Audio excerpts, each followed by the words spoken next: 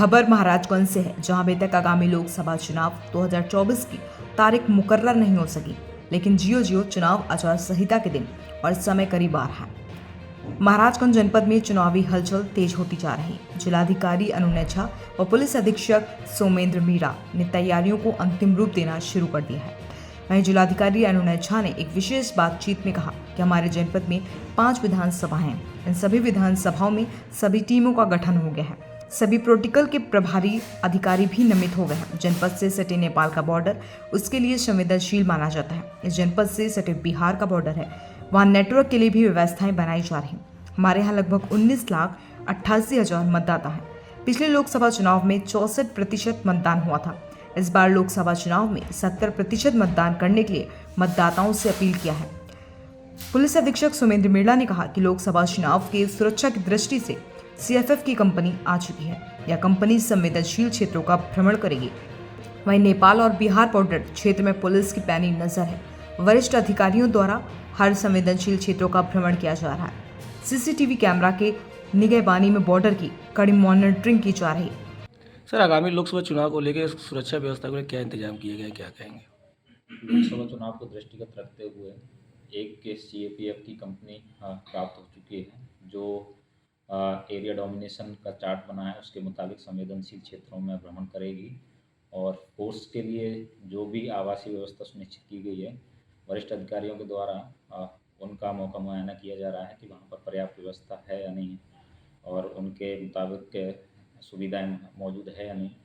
इसके अलावा फोर्स का डिप्लॉयमेंट प्लान तैयार किया जा रहा है। बाहर से जैसे फोर्स हमें आवंटित होगा, एक विस्तृत प्लान तैयार करके उसको जारी कर दिया जाएगा।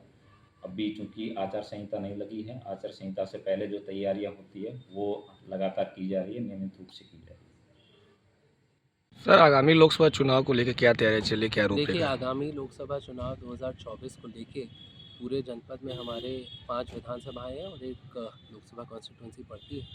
इसको लेके सभी टीमों का गठन हो गया है और सभी वर्टिकल्स के प्रभारी अधिकारी भी नामित हो गए। ट्रेनिंग प्रशिक्षण भी शुरू हो गई है, डिस्ट्रिक्ट लेवल पे भी और असेंबली लेवल पे भी। जो हमारे सर्वेलांस टीम है उनकी आज ट्रेनिंग है।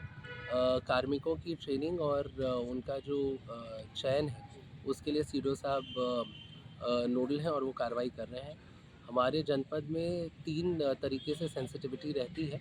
एक तो नेपाल का बॉर्डर है जिसकी वजह से सेंसिटिविटी रहती है, बिहार का बॉर्डर है उसकी वजह से भी सेंसिटिविटी है, और हमारे यहाँ जो वन क्षेत्र है वो लगभग 22 से 23% है, जहाँ पे कभी कभी नेटवर्क, जो मोबाइल नेटवर्क होता है वो नहीं आता है।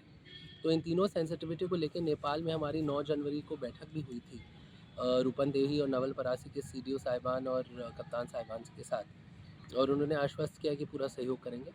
बिहार सरकार में भी हमारी बात हुई है, जो सीमावर्ती हमारे जो DM है मोतिहारी में, उनसे भी हमारी बात हुई है। उन्होंने भी पूरा सहयोग करने का आश्वासन दिया है। और जहाँ तक जो वन क्षेत्र में हमारे बूथ हैं उनमें नेटवर्क की समस्या है, तो कुछ तो हमने सर्विस प्रोवाइडर से बात किया जहाँ पे नेटवर्क की फैसिलिटी मिल रही है, और जहाँ नहीं है वहाँ पे हम लोग ऑल्टरनेट अरेंजमेंट भी करेंगे। वाहनों के लिए भी पूरा कार्रवाई किया जा रहा है।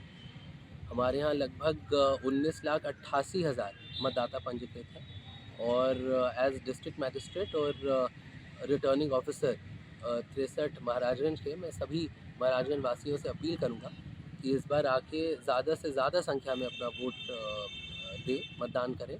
और पिछली बार जो हमारा प्रतिशत 2019 में 64% था वोटर टर्नआउट, वो इस बार बढ़ के कम से कम 70% हो। ये मेरा आशा ही नहीं, मेरा पूर्ण विश्वास भी